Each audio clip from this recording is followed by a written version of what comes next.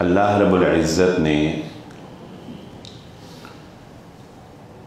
इंसान को जोड़ा बनाया, मर्द को और औरत को एक जोड़े की शक्ल में तरतीब दिया और फिर नौए इंसानी की अफजाइश के लिए अल्लाह रब्बुल इज़्ज़त ने इन दोनों का बाहमी एक अक़द, एक निकाह का सिलसिला रखा और एक सबब रखा कि जिसके पाए जाने से के बाद अल्लाह रब्बुल इज़्ज़त ने आगे इसकी अफजाइश, आगे इसकी नौए नस्ल जो है उसको फैलाया। अब इस जोड़े के अंदर फितरी तौर पर अल्लाह रब्बुल इज़्ज़त ने मर्द के अंदर जज्बात रखे, मर्द के अंदर एहसासात रखे, ख्वाहिशात रखी कि मर्द जो है वो औरत की तरफ मरऊब हो और औरत के अंदर ये एहसास और ये जज्बा रखा कि वो मर्द की तरफ मरऊब हो और दोनों के लिए एक दूसरे के अंदर मोहब्बत के जज्बात जो हैं वो अल्लाह रब्बुल इज़्ज़त ने फितरी तौर पर रखे। लेकिन इन जज्बात को उस तरीक़े के मुताबिक लेकर चलना जो तरीक़ा अल्लाह रब्बुल इज़्ज़त ने ही इंसानों को बताया, अगर उस तरीक़े के मुताबिक लेकर चलोगे तो इसके अंदर अल्लाह रब्बुल इज़्ज़त ने खैर को, भलाई को तुम्हारे लिए पोशीदा रखा। अगर इसमें अपनी मर्ज़ी शामिल कर लोगे तो फिर फसाद भी है और रब्बुल आलमीन की नाफरमानी भी है। आज हम इसी हवाले से चंद एक गुजारिशात जो हैं वो सुनने और समझने की कोशिश करेंगे कि रसूलुल्लाह सल्लल्लाहु अलैहि वालैहि वसल्लम के फरामीन के मुताबिक, और ये वो वक्त, ये वो दौर आ चुका कि जिसके बारे में अल्लाह के नबी सल्लल्लाहु अलैहि वालैहि वसल्लम ने फरमाया था, मा तरक्तु बादी फितनतुन अज़र्रु अला रिजाली मिनन निसा। मेरे बाद सबसे ज़्यादा मर्दों के ईमान को नुकसान पहुंचाने वाला, सबसे ज़्यादा आजमाइश, सबसे ज़्यादा मुश्किल, कंट्रोल करना जिसको मुश्किल होगा, रसूलुल्लाह सल्लल्लाहु अलैहि वसल्लम ने फरमाया वो मेरे बाद औरत का फितना होगा। यानी औरत को एक आजमाइश करार दे दिया मुहम्मदुर रसूलुल्लाह सल्लल्लाहु अलैहि वसल्लम ने मर्द के ईमान के लिए।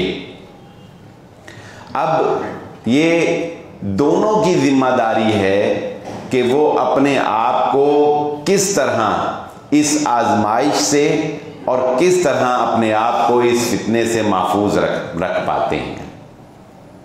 हमारा जो दिमाग है, मैं थोड़ी सी लॉजिकली आपको बात समझाता हूँ। हमारा जो दिमाग है ये हमारे आज़ाद से ब्रीफिंग लेकर चलता है। यहाँ डॉक्टर हज़रात बैठे हैं, वो इस बात को बेहतर समझते हैं, मैं तो सिर्फ समझाने के लिए आपको एक निशानदेही कर रहा हूँ कि ये दिमाग है, ये जिस्म इसके मुताबिक हरकत करता है, जो ये हुक्म जारी करता है, जो यहाँ से ब्रीफिंग दी जाती है, जिस्म उसके मुताबिक जो है वो आगे काम करता है। और ये जिस्म ही जो कैच करता है, दिमाग फ़ौरन उसको अपने अंदर फीड कर लेता है, फ़ौरन उसके अंदर अपने अंदर उसको महफूज कर लेता है।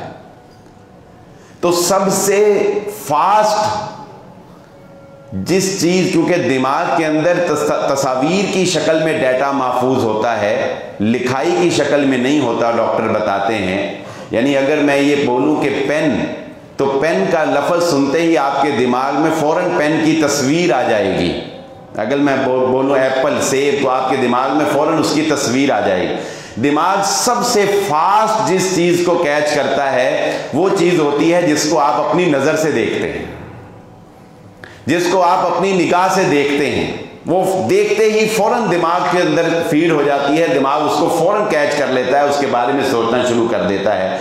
तो सबसे फास्ट जब आप किसी गैर महरम औरत की तरफ देखते हैं, जब आप किसी भी ऐसी लड़की की तरफ देखते हैं कि जिसके जिस्म के ऊपर लिबास पूरा नहीं है, जो ऐसे लिबास में मलबूस है कि जो मर्द को अपनी तरफ फरेफ्ता करने वाला है, तो वो फौरन नज़र से आपके दिमाग को फीड जाती है और दिमाग फौरन जो है वो पूरे जिस्म को करंट मुहैया कर देता है, पूरे जिस्म को जो है वो एक कमांड जारी कर देता है। इसीलिए आप देखें कि क़यामत का दिन होगा। सूरह इब्राहीम में अल्लाह रब्बुल इज़्ज़त ने इस बात को वाज़ेह किया, और ये बात हम अक्सर समझते रहते हैं, सुनते रहते हैं कि क़यामत के दिन शैतान जब इस बात का ऐलान करेगा कि मा अना बिमुस्रिखिकुम, कि भाई देखो, फला तलूमुनी वलूमू अनफुसकुम, मुझे क्यों बुरा कहते हो, मैंने कोई तुम्हारा हाथ पकड़ के काम करवाया था,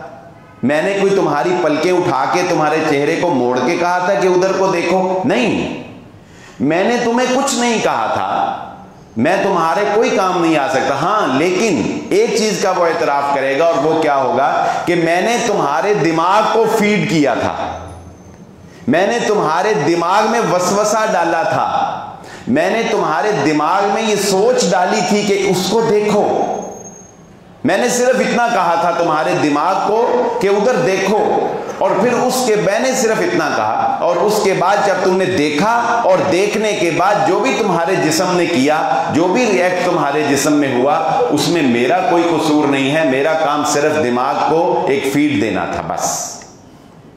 तो सबसे अहम चीज क्या है कि जब जो इंसान अपने इस दिमाग को कंट्रोल करना जान लेता है, जो इंसान इस दिमाग को का रुख मोड़ना जान लेता है, वो इंसान गुनाहों से और वो इंसान इस फितने से अपने आप को महफूज कर लेता है।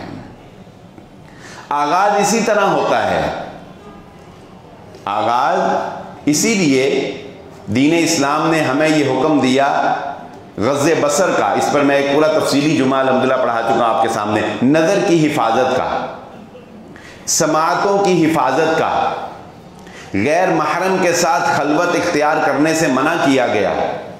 क्यों? इसलिए कि गुनाह के अंदर मुलव्वस होने के लिए स्टेप्स होते हैं। यकदम ही जुलेखा जो है वो हजरत यूसुफ अलैहिस्सलातु वस्सलाम के ऊपर फरेफ्ता नहीं हो जाती, इसके स्टेप्स होते हैं। पहल आप अगर किसी गैर महरम लड़की के साथ गुफ्तगू का आगाज़ करते हैं, और बिलखुसूस हमारे वो नौजवान जो इस वक्त यूनिवर्सिटीज़ और कॉलेज के अंदर पढ़ते हैं, वो इस गुफ्तगू को ज़रा ध्यान से सुने। इब्तिदा में इंसान ऐसे ही होता है कि किसी लड़की ने आपके साथ कनेक्ट किया, मोबाइल पे, व्हाट्सएप पे, फेसबुक पे मैसेज किया, उसने अपनी किसी ज़रूरत के तहत आपसे बात की, आपकी किसी क्लास फेलो ने आपसे असाइनमेंट लेने के लिए आपसे बात की। इब्तिदा में आपने उसको बहन कहा, उसने आपको भाई कहकर बुलाया, लेकिन रफ्ता रफ्ता जब अल्फाज एक दूसरे के सामने आने लगे, शैतान ने दिमाग में डाला, देखो इसकी गुफ्तगू का अंदाज कितना अच्छा है, ये बोलता कितना अच्छा है, ये बोलती कितनी अच्छी है, इसकी उर्दू कितनी अच्छी है, इसका अखलाक कितना अच्छा है। और गैर महरम के साथ तो वैसे ही अखलाक बहुत अच्छा रखा जाता है। तो फिर एक स्टेप आगे इंसान जाता है, फिर वो उसको दोस्ती के अंदर कन्वर्ट कर लेता है, और वो नॉर्मली कहता है कि कोई ऐसी बात नहीं, हम बस एक अच्छे दोस्त हैं, हमारा आपस में रिलेशन एक अच्छी दोस्ती का है। और फिर अगला स्टेप ये होता है कि शैतान उस दोस्ती को मोहब्बत के अंदर तब्दील कर देता है। जब वो दोस्ती मोहब्बत के अंदर तब्दील होती है, और बसा औकात ये फितना इतना शदीद होता है कि अगर ये दोस्ती एक तरफ दोस्ती रहे और दूसरी तरफ मोहब्बत बन जाए, तो फिर वैसी वीडियो सामने आती हैं जो आपने कराची की वीडियो जो सोशल मीडिया के ऊपर भी दिखाई गई और हमारी मीडिया के ऊपर भी दिखाई गई, कि दोस्ती थी ना, लड़के और लड़की की आपस में दोस्ती थी। अब लड़के के नजदीक वो सिर्फ एक दोस्ती ही रही, लेकिन लड़की को शैतान ने उस दोस्ती को मोहब्बत के अंदर तब्दील कर दिया। अब जब लड़की मोहब्बत करने लग गई और लड़का जो है वो कहता है कि मेरे लिए तुम सिर्फ एक दोस्त हो, तो उस लड़की ने उस लड़के के ऑफिस के सामने जाकर खुदकुशी करके खुद को गोली मार ली। ये अंजाम है उस बेराह रवी का, उस शैतानी मोहब्बत का, जिसका आगाज सिर्फ एक मैसेज से होता है, जिसका आगाज सिर्फ एक नजर के मिल जाने से होता है, जिसका आगाज सिर्फ एक हल्के से सलाम से भी हो सकता है। इसीलिए शरीयत हमें यह कहती है कि औरत का फितना वो फितना है, या मर्द और औरत का बाहमी ताल्लुक ये वो नाजुक ताल्लुक है कि इसको जितना कंट्रोल किया जाए, जितना दूर रखा जाए, ये उतना ही हमारे लिए बेहतर है। और इस दिमाग का रुख मोड़ने की जरूरत है, इसको कन्वर्ट करने की जरूरत है। ये स्टॉप नहीं होता, हमारा दिमाग रुकता नहीं है, इस पे कोई स्टॉप नहीं है, स्टॉप लॉस नहीं है, ये बॉडी को है। आपका जिस्म देखें, जब थक जाता है तो जिस्म मान पड़ जाता है, रुक जाता है, ये सोने लग जाता है, आजाद ढीले हो जाते हैं, पानी की जरूरत होती है, पानी की तलब होती है। इस दिमाग को आप स्टॉप नहीं कर सकते। ये जब सोचने लगता है, ये सोची जाएगा, सोची जाएगा, सोची जाएगा। इसका तरीका क्या? इसको कन्वर्ट करो। ये एक चीज नेगेटिव सोच रहा है, फौरन अपनी सोच को दूसरी तरफ लेके जाओ। मैं इसकी मिसाल देता हूं आपको मुहम्मद रसूलुल्लाह सल्लल्लाहु अलैहि वसल्लम की जिंदगी से। शादीशुदा हजरात के लिए ये बेहतरीन एग्जाम्पल है कि अल्लाह के नबी सल्लल्लाहु अलैहि वसल्लम की शख्सियत, जब आप सल्लल्लाहु अलैहि वसल्लम घर से बाहर तशरीफ फरमा थे, आपको ज़रूरत महसूस हुई नबी सल्लल्लाहु अलैहि वसल्लम पर, हालांकि शैतान का कोई हमला नहीं था, लेकिन अल्लाह के नबी सल्लल्लाहु अलैहि वसल्लम फ़ौरन कहाँ तशरीफ़ ले गए? आप फ़ौरन अपने दिमाग को कन्वर्ट करते हैं, आप फ़ौरन अपने घर अपनी बीवी के पास तशरीफ़ ले जाते हैं और अपनी बीवी से एक हलाल तरीके से अपनी ज़रूरत को पूरा करते हैं। क्या पता चला कि अगर आपको इसका रुख मोड़ना पड़ेगा। अगर आपका ख्याल आपके दिमाग के अंदर शैतान वसवसा डाले कि आगे जाने के लिए, आगे कदम बढ़ाने के लिए स्टेप डालें, तो आपको हजरत यूसुफ अलैहिस्सलातु वस्सलाम की सुन्नत के ऊपर अमल करना पड़ेगा। और वो सुन्नत पर अमल क्या था कि हजरत यूसुफ अलैहिस्सलातु वस्सलाम ने अजीज मिस्र की बीवी के कमरे से अपना रुख मोड़ा था। आपको अपना रुख मोड़ना पड़ेगा। और मैं यहां पर एग्जाम्पल देना चाहूंगा बहुत प्यारी, कि जब आप इस औरत के फितने से, इस गुनाह के फितने से अपना रुख मोड़ेंगे, जब आप वापसी का रास्ता लेंगे, अल्लाह आप पर इतना मेहरबान होगा कि 7 बंद दरवाजों को भी अल्लाह ने हजरत यूसुफ अलैहिस्सलातु वस्सलाम के लिए खोल दिया था।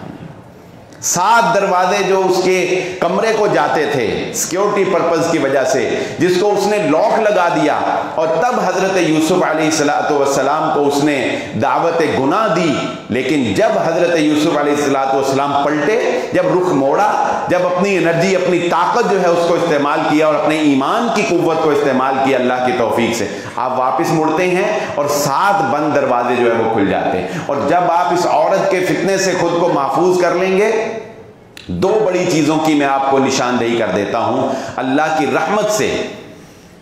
अगर आप इस फितने के अंदर शैतान के बहकावे में आके मुब्तला हो जाते हैं, दुनिया में भी रुसवाई मिलेगी, आखिरत में भी रुसवाई मिलेगी। चंद लम्हों की लज्जत के लिए, चंद लम्हों की चाशनी के लिए, चंद लम्हों की ख्वाहिश को पूरा करने के बाद एक तवील जिल्लत और एक तवील रुसवाई है। और मीडिया के इस दौर के अंदर मैं अपने नौजवानों को इस बात को बताना चाहता हूं कि बचें इस फितना से।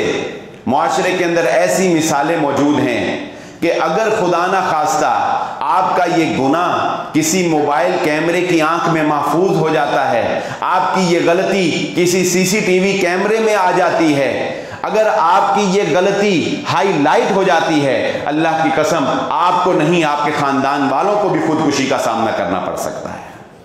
क्या ऐसे वाकयात नहीं हो रहे? और फिर ये गुनाह इतना शिद्दत इख्तियार कर चुका है कि एक मर्तबा की गलती पर बात खत्म नहीं होती, बल्कि उस एक मर्तबा की गलती की वजह से ब्लैकमेलिंग करके बार बार इस गलती को दोहराया जाता है और बार बार कोई मासूम लड़की या किसी लड़के को दरिंदगी का निशाना बनाया जाता है।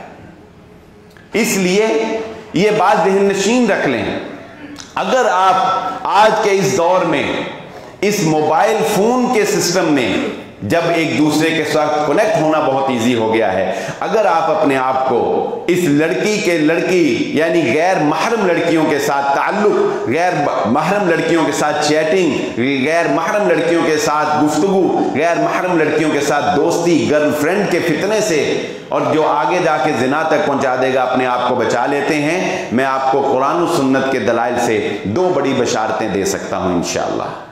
नंबर एक, अल्लाह रब्बुल इज्जत इंशाअल्लाह आपको दुनिया के अंदर उसी तरह इज्जत से और कामयाबी से हमकिनार करेगा जिस तरह उसने पलट जाने के बाद अपने बंदे हजरत यूसुफ अलैहिस्सलाम को दुनिया में इज्जत अता फरमाई थी।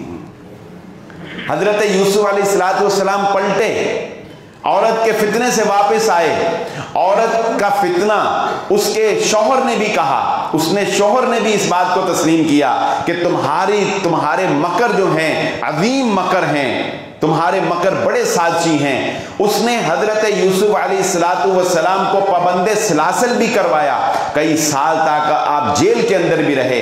लेकिन अजीज नौजवानों और दारुस्सलाम में बैठे हुए मेरे भाइयों, बिला आखिर नतीजा यही निकला कि अजीज मिस्र की बीवी को सुबकी का सामना करना पड़ा, शर्मिंदगी का सामना करना पड़ा, एतराफ़ जुर्म करना पड़ा, और अल्लाह रब्बुल इज़्ज़त ने यूसुफ अलैहिस्सलाम को अजीज मिस्र से भी ज्यादा वजीर मालियात के ओहदे के ऊपर फाइज करके इज्जत और कामयाबी से हमकिनार किया। और दूसरी मिसाल ये थी दुनिया की मिसाल कि अगर आप अपने आप को इस गलाजत से बचा लेंगे, दुनिया में अल्लाह आपको ये इज्जत जरूर देगा। ये दुनिया की मिसाल थी। और आखिरत की मिसाल सुन लीजिए।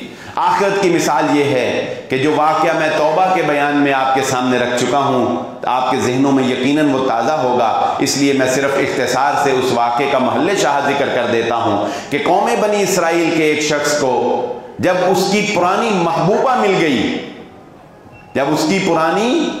मिल गई, जिससे वो शादी करना चाहता था लेकिन उससे उसका निकाह नहीं हो सका था, फिर हालात ने ऐसा रुख मोड़ा, कहत साली बन गई। वही लड़की, वही औरत आज मजबूरी के आलम के अंदर इसके बिस्तर के ऊपर आ गई। दरवाजे बंद हैं, हर तरह के असबाब मुयस्सर हैं, वो लड़की सरेंडर कर चुकी है। आज इसको रोकने वाला और कोई नहीं है, इसके सामने कोई और रुकावट नहीं है। उस बंदे ने उस औरत से पूछा, उसने कहा मुझे इसका बहुत शर्मिंदगी और मुझे इसका कोई शौक नहीं है, मेरे अंदर कोई शैतानी जज्बा नहीं, मगर मजबूरी मुझे तेरे बिस्तर पे ले आई है। उसकी आंखों से आंसू जारी हो गए कि जुल्किफल तू इतना गुनाहगार है। उसी वक्त सर उठाकर अल्लाह से तौबा की, उस औरत को पैसे भी दिए और उसको मुआफ भी किया, उसके साथ गुनाह नहीं किया।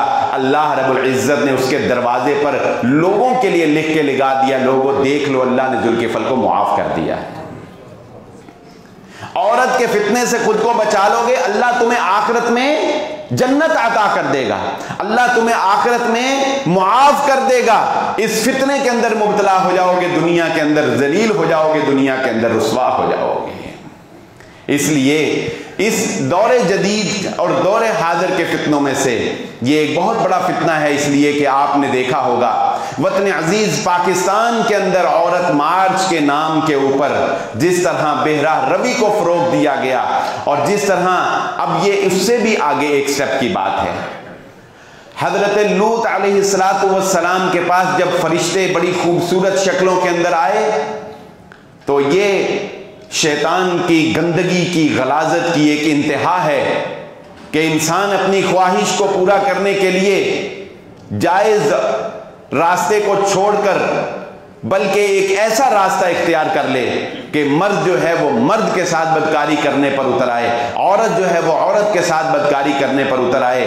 तो जानते हैं ये गलाजत और ये गंदगी इंसान को किस हद तक ले जाती है कि हजरत लूत अलैहिस्सलाम अपनी कौम को कहते हैं कि मेरी कौम, ये उम्मत की बेटियां तुम्हारे पास हैं, इनके पास जायज तरीके से निकाह करो, इनके साथ हलाल तरीके के साथ तुम अपनी ख्वाहिश को पूरा करो। मगर लूत अलैहिस्सलाम की कौम क्या कहती कहती है, ए लूत तू जानता है हमारे दिल के अंदर क्या है, हम तेरे मेहमानों के पीछे आए हैं। और इन्नहुम उनासुन यततहरून, कौम बाहम मुशावरत करके कहती है कि अगर लूत इतना ही पाकीज़ा है, अगर इतना ही पाकबाज है, तो हम जैसे गंदे लोगों में रहने की इसको कोई ज़रूरत नहीं है, इसी को अपनी कौम से बाहर निकाल दो। अल्लाह रब्बुल इज़्ज़त ने ऐसी कौम को, ए मुसलमानों क्या तुम पढ़ते नहीं हो? इल्हाद का मसला यही है, मुसलमानों की मासूमियत यही है, अल्लाह की कसम, कि मुसलमान ये समझ बैठते हैं कि मुसलमान कहलवाकर कोई बंदा जो भी बात करे वही इस्लाम है। मुसलमान का अमल इस्लाम नहीं है। अगर कोई ये इल्हाद का फितना, मुल्हिद दीन का फितना यही फितना है कि मजहब में रहते हुए आप मजहब को ना माने, यानी कि अपने आप को मुसलमान भी कहें और उसके बाद फिर ये भी कहें कि हम जिन्स परस्ती गुनाह नहीं है। बताएं ये मुसलमानी? आप ये भी माने कि ला इलाहा इल्लल्लाह मुहम्मदुर रसूलुल्लाह सल्लल्लाहु अलैहि वसल्लम, और फिर ये भी कहें कि वो तो लफ्ज़ नहीं मैं बोल सकता, यहाँ पर मिंबर के कुछ तकाजे हैं अल्लाह की कसम, वगरना आपने वो सोशल मीडिया के ऊपर सुन लिए होंगे कि इस कदर बेहूदगी। ये इल्हाद का फितना ऐसा फितना शैतान ने दिमागों के अंदर डाला, जो यहूदी फिक्र ने फैला दिया कि हर मजहब वाला अपने मजहब पर कायम रहते हुए उस मजहब की धज्जियां उड़ाने के ऊपर तुला हुआ है। और मुसलमान जो है वो ये समझ रहे हैं कि शायद तरक्की का दामिन यही इल्हाद है।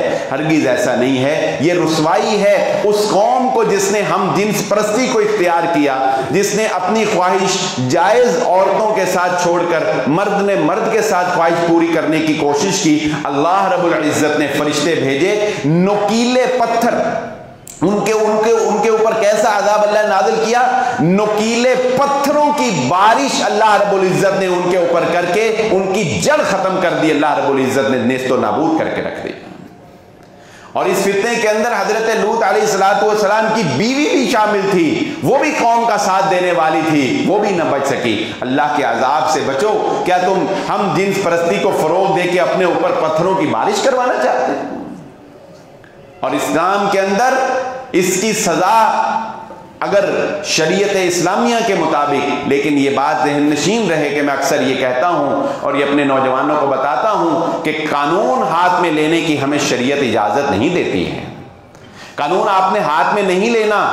आपके सामने भी चोरी हो रही हो, आपने चोर को कुछ नहीं कहना। रियासत के कानून का दरवाज़ा खटखटा के आपने रियासत के कानून के मुताबिक सजा दिलवाने की कोशिश करनी है। लेकिन इस्लाम ने जो ताज़ीरात बयान की हैं, उन ताज़ीरात इस्लामी के तहत मैं आपको बता देता हूँ कि ऐसा फेल जो शख्स हम जिन्स परस्ती के अंदर मुलव्विस होता है, वो उसमें उन दोनों को, फ़ाइल और मफ़ऊल दोनों को सजाए मौत दे देने का हुक्म है।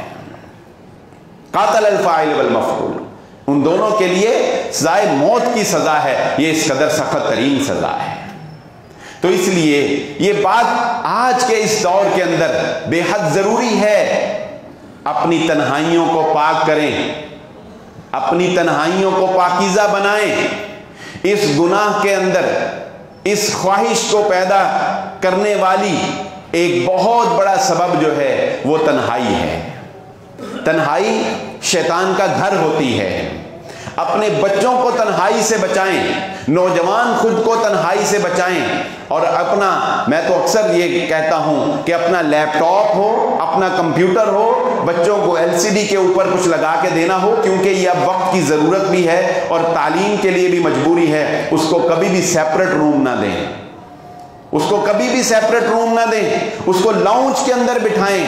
हाँ, अगर उसने पढ़ना है, पढ़ने के लिए बस औकात सेपरेट माहौल चाहिए होता है, तो उसकी इतनी ट्रेनिंग और इसकी इतनी तरबियत करें कि उसकी तन्हाई के अंदर किए हुए गुनाह कहीं उसकी नेकियों को भी ज़ाया ना कर दें।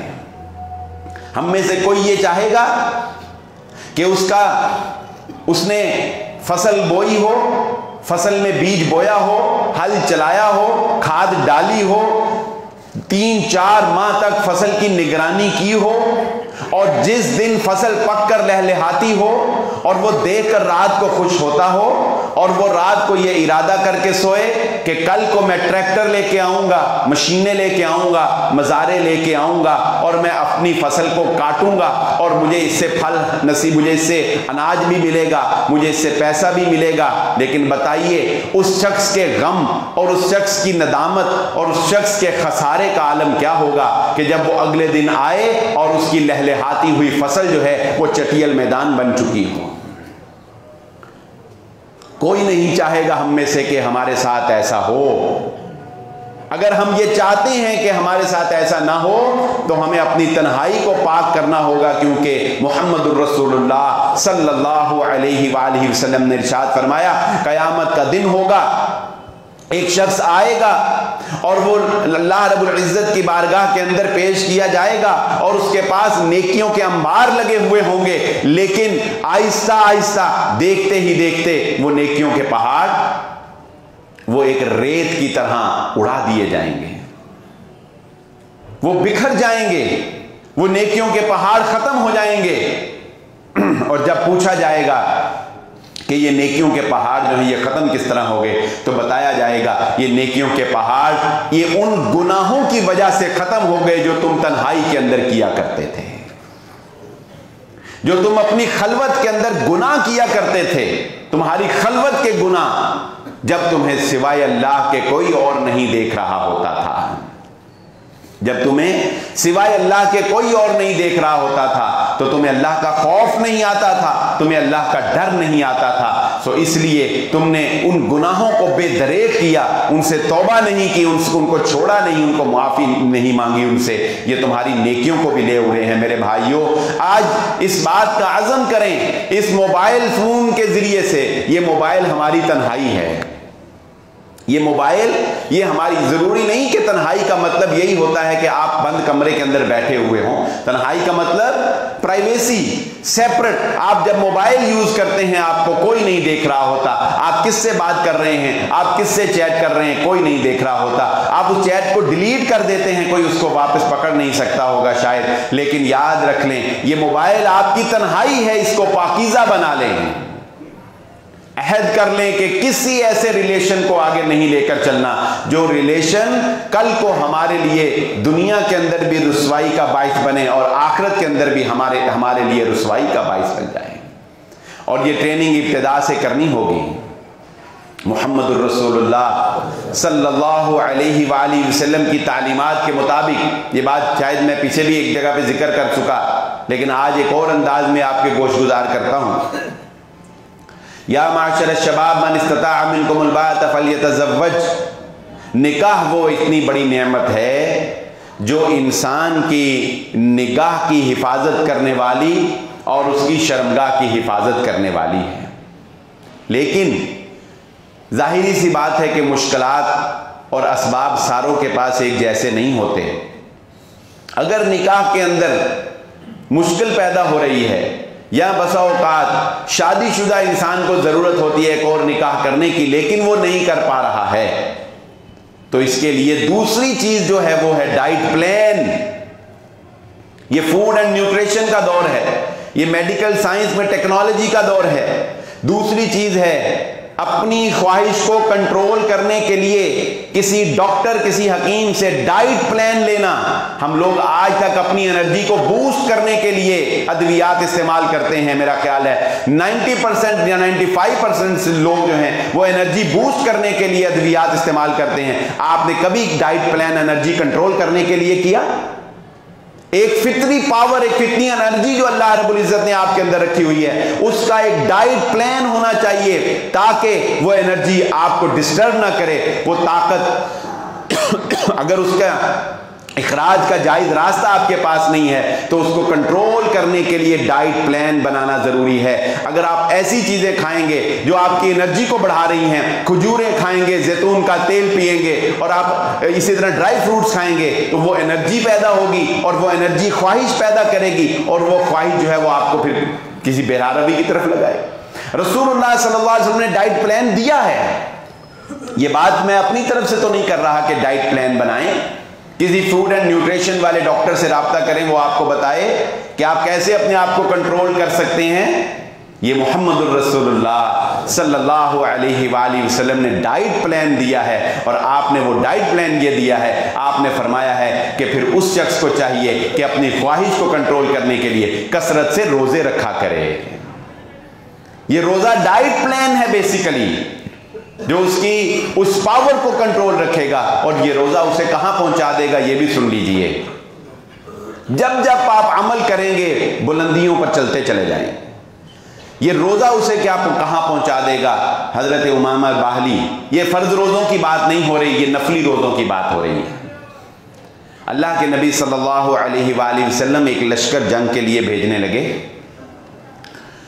आप सल्लल्लाहु अलैहि वसल्लम के पास ये सहाबी तशरीफ़ लाए और कहने लगे, ए अल्लाह के नबी सल्लल्लाहु अलैहि वसल्लम, दुआ करें कि अल्लाह रब्बुल इज़्ज़त मुझे इस जंग में शहादत की मौत नसीब फरमा दे। अल्लाह के नबी सल्लल्लाहु अलैहि वसल्लम ने हाथ उठाया, फरमाया अल्लाहुम्मा गन्निमहु वसल्लिमहु, ऐ अल्लाह इनको सलामत रखना और इनको माले गनीमत से नवाजना हो, कमा काला रसूलुल्लाह सल्लल्लाहु अलैहि वसल्लम। आपने माले गनीमत की और सलामती की दुआ कर दी, वो गए, अल्लाह ने फतह से हमकिनार कर दिया, वापस आ गए। आकर कहने लगे, ए अल्लाह के नबी सल्लल्लाहु अलैहि वसल्लम, मैंने आपसे शहादत के लिए दुआ का कहा था, पर आपने चलें इसमें हिकमत है, आपने मेरे लिए सलामती और माले गनीमत की दुआ की। अब मैं शहादत तो इसलिए चाहता था कि शहीद होऊंगा तो जन्नत में चला जाऊंगा, शहीद होऊंगा तो जन्नत में चला जाऊंगा। अब मुझे बेसिकली मुझे जन्नत में जाना है, मेरी डिमांड क्या है, मुझे जन्नत में जाना है। अब मुझे कोई ऐसा काम बताएं, कोई ऐसा अमल बताएं कि उस अमल को इख्तियार करने के बाद मैं जन्नत में चला जाऊं। तो रसूलुल्लाह सल्लल्लाहु अलैहि वसल्लम ने हजरत उमामा बाहली को कहा कि फिर आज के बाद तुम्हें ज्यादा रोजे रखने चाहिए, क्योंकि रोजा इंसान को जन्नत में पहुंचा देता है। और मैं आपको बताऊं कि वो रोजे कैसे रखते थे। फिर इस बात को सुनने के बाद वो रोजे कैसे रखते थे, ये सिर्फ एक तरबियत की बात होती है, याद रखें, ये एक तरबियत की बात होती है। रोजा रखना मुश्किल इसलिए लगता है कि शुरू से ट्रेनिंग नहीं होती, पर चलो अगर रोजा नहीं रखा जाता तो दूसरे तरीके से, किसी अच्छे तरीके से डाइट को कंट्रोल किया जा सकता है। लोग स्लिम स्मार्ट होने के लिए भी तो डाइट प्लान बनाते हैं ना। तो उसके बाद बताऊं क्या हुआ। सहाबा कहते हैं कि उसके बाद अहले मोहल्ला का हज़रत उमामा रज़ी अल्लाह ताला अन्हु के बारे में ये नज़रिया और ये जहन बन गया। लोग ये कहते थे कि अगर कभी दिन के वक़्त इनके घर में हंडिया का धुआं, जैसे वो ऊपर बनाते हैं ना चिमनी सी, उसमें से धुआं निकलता था, अब तो ट्रेंड नहीं रहा, तो पहले बनाते थे। तो वो कहते हैं कि उनके छत के ऊपर वो जो चिमनी सी बनी हुई है, अगर उसके अंदर से हंडिया पकने का धुआं निकलता ना, तो हम लोग एक दूसरे को कहते, लगता है आज इनके घर कोई मेहमान आया है जो खाना दोपहर को पक रहा है। वरना हमें यही होता था कि इसका रोजा ही है, इसका रोजा ही है, इसका रोजा ही है। इतनी कसरत के साथ उन्होंने रोजे रखने शुरू कर दिए। आज की गुफ्तगू का लुब्बे लुबाब और खुलासा कलाम में आपके सामने गोश गुजार कर देता हूँ। दौरे हाजिर के अंदर फैले हुए फितनों में से एक बहुत बड़ा फितना वो औरत की बेहरा रवी है, और फिर इस तरह के वीडियो क्लिप्स और इस तरह की वीडियोस जो औरत मार्च के नाम के ऊपर बेदीनी, लादीनियत और इल्हाद को फ़रोग़ देने वाली, और इसी तरह इस मोबाइल फ़ोन के फितने की वजह से घरों में बैठे हुए, बंद कमरों में बैठे हुए बच्चियाँ, उम्मत मुस्लिमा की बेटियां जिस तरह की वीडियोस बनाकर भेज रही हैं। इस दौर का ये बहुत बड़ा फितना कि इंसान बेहरा रवी से, औरत की बेपर्दगी से मर्द अपने आप को बचा ले।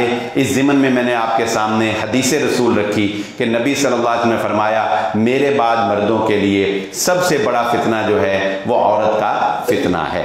दूसरी बात मैंने आपके सामने ये रखी कि ज़रूरत इस बात की है कि इस दिमाग तक बात पहुंचने ही ना पाए, ये नज़र देखेगी तो दिमाग को पहुंचेगा, ये कान सुनेंगे तो दिमाग को पहुंचेगा, ये हाथ चैटिंग करेंगे तो दिमाग में फीडिंग होगी, फिर दिमाग पूरे जिस्म को जो है वो ख्वाहिश का गुलाम बना देगा।